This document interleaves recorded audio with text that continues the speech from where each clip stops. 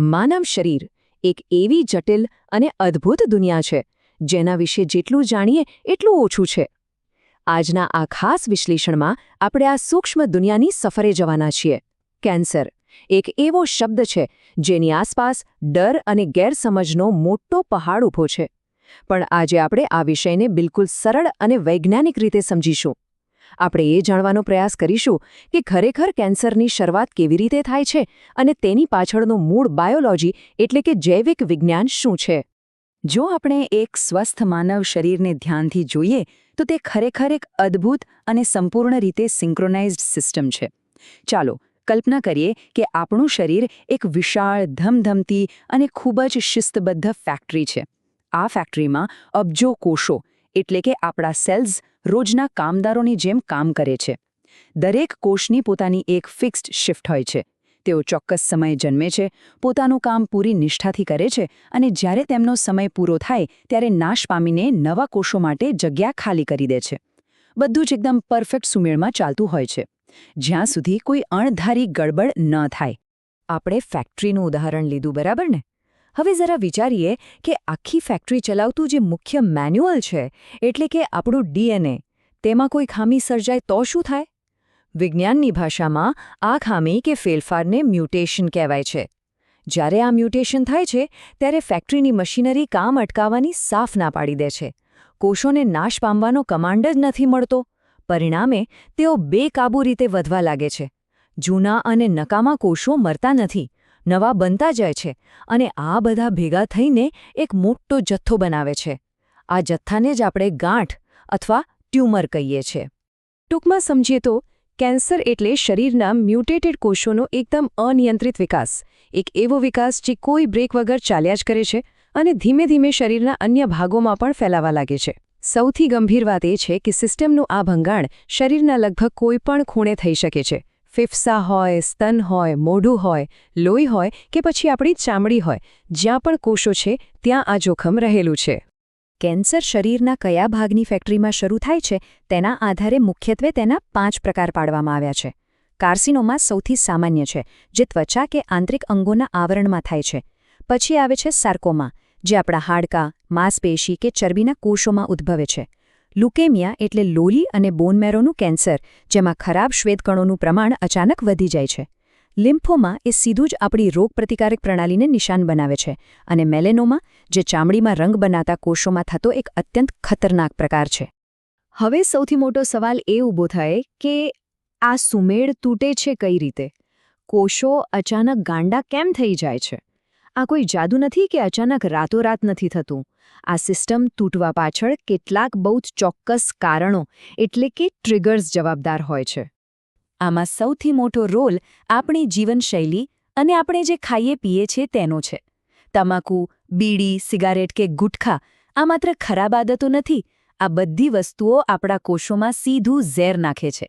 એવી જ રીતે પેકેટમાં આવતું અતિ પ્રોસેસ્ડ જંક ફૂડ, જેમાં પુષ્કળ રસાયણો અને ખાંડ ઠાંસીને ભર્યા હોય છે, તે શરીરમાં સતત સોજો અથવા ઇન્ફ્લેમેશન પેદા કરે છે. આ સોજો લાંબા ગાળે આપણી સેલ્યુલર ફેક્ટરીના કામદારોને થકવી નાખે છે. આ ઉપરાંત દારૂનું સેવન, સતત માનસિક તણાવ, ઊંઘનો અભાવ કે સ્થૂળતા પણ આપણા કોષોના ડીએનએને અંદરથી તોડી નાખે છે. પણ હા, બધું જ આપણા હાથમાં નથી હોતું. કેટલાક પરિબળો બહારના પણ છે. હવાનું પ્રદૂષણ, ખેતીમાં વપરાતી ઝેરી દવાઓ અને ઔદ્યોગિક રસાયણો શ્વાસ કે ખોરાક વાટે સતત આપણા શરીરમાં જાય છે. સૂર્યના વધુ પડતા યુવી કિરણો ત્વચાના ડીએનએને નુકસાન કરી શકે છે. બીજું એક અગત્યનું કારણ જીનેટિક્સ એટલે કે વંશાનુગત પણ છે. જો પરિવારમાં કોઈ હિસ્ટ્રી હોય તો શરીર પહેલેથી જ થોડું વધુ સંવેદનશીલ હોઈ શકે છે. અને હા, કેટલાક વાયરસ પણ છે, જેમ કે એચપીવી અથવા હેપેટાઇટિસ બી અને સી, જે શરીરમાં ઘૂસીને સીધા જ કોષોના પ્રોગ્રામિંગમાં વાયરસ નાખી દે છે. જ્યારે શરીરમાં આટલું બધું ચાલી રહ્યું હોય ત્યારે આપણું શરીર શાંત નથી બેસતું. તે આપણને ઇમરજન્સી સિગ્નલ આપે છે. ડાયટ કર્યા વગર જ અચાનક વજન ઘટવા માંડવું, મહિનાઓ સુધી ખાંસી ન મટવી, શરીરના કોઈપણ ભાગમાં કોઈ અસામાન્ય ગાંઠ દેખાવી, મોઢામાં કે શરીર પર એવા ઘા પડવા જે રૂઝાતા જ ન હોય, કોઈ પણ કારણ વગર અતિશય થાક લાગવો કે સતત દુખાવો રહેવો. જુઓ, આ લક્ષણો દેખાય એટલે સીધું કેન્સર જ છે એવું માની લેવાની જરૂર નથી. પણ જો આમાંથી કંઈ પણ લાંબા સમય સુધી રહે તો તે શરીરની એક લાલ બત્તી છે કે ભાઈ હવે તાત્કાલિક ડૉક્ટર પાસે ચેકિંગ કરાવવાનો સમય આવી ગયો છે. અત્યાર સુધીની આ બધી વાતો સાંભળીને કદાચ થોડો ડર લાગી શકે છે અને સ્વાભાવિક પણ છે. પણ અહીં એક બહુ જ મોટો અને સકારાત્મક સવાલ એ છે કે શું આ આખી પ્રક્રિયાને, આ મુશ્કેલીને આપણે રોકી શકીએ? અને તેનો જવાબ છે બિલકુલ હા. અહીંથી જ આપણે ડરની દુનિયામાંથી બહાર નીકળીને થોડા સશક્ત બનવાનું છે. આપણું શરીર પોતાને બચાવવાની અદ્ભુત ક્ષમતા ધરાવે છે. શરત માત્ર એટલી છે કે આપણે તેને યોગ્ય સાથ આપીએ. રોજિંદી જિંદગીમાં જ આપણે એક મજબૂત રક્ષણાત્મક કવચ તૈયાર કરી શકીએ છીએ. કેવી રીતે? સૌથી પહેલું પગલું છે ખોરાક. તાજા શાકભાજી, ફળો અને આખું અનાજ એ માત્ર પેટ ભરવાનું સાધન નથી, તે આપણા કોષો માટેનું એકદમ શુદ્ધ બળતણ છે. બીજું, રોજ ઓછામાં ઓછી 30 મિનિટ કસરત કરવી. એનાથી વજન પણ કંટ્રોલમાં રહે છે અને સિસ્ટમ એક્ટિવ રહે છે. અને ત્રીજું, પૂરતી અને ગાઢ ઊંઘ. આ બહુ જ અગત્યનું છે, કારણ કે જ્યારે આપણે શાંતિથી ઊંઘીએ છીએ ત્યારે જ આપણી પેલી સેલ્યુલર ફેક્ટરી પોતાનું રિપેરિંગ કામ કરતી હોય છે. આ કવચ ઉપરાંત કેટલાક સક્રિય પગલાં લેવા પણ એટલા જ જરૂરી છે. તમાકુ, ગુટખા અને દારૂથી જો સંપૂર્ણપણે દૂર રહી શકાય તો એ કેન્સર અટકાવવાનું સૌથી મોટું અને સૌથી અસરકારક પગલું છે. બહાર આકરા તડકામાં જતી વખતે સનસ્ક્રીન કે કપડાથી ત્વચાનું રક્ષણ કરવું જોઈએ. આજના આધુનિક સમયમાં HPV અને હેપેટાઇટિસ B સામે રક્ષણ આપતી રસીઓ ઉપલબ્ધ છે. તેનો લાભ લેવો જોઈએ. અને સૌથી અગત્યની વાત, નિયમિત મેડિકલ ચેકઅપ. જો ફેક્ટરીમાં ક્યાંય કોઈ નાનકડી આગ લાગી પણ હોય તો ચેકઅપ તેને શરૂઆતમાં જ પકડી લે છે અને ત્યારે તેને બુજાવવી સૌથી સરળ હોય છે. એક કેન્સર સર્વાઈવર એટલે કે આ બીમારીને હરાવી ચૂકેલા એક દર્દીનો આ સંદેશ ખરેખર હૃદયમાં ઉતારવા જેવો છે. કેન્સરથી ડરો નહીં, સમયસર જાગૃતિ અને સારવાર જ જીવન બચાવે છે.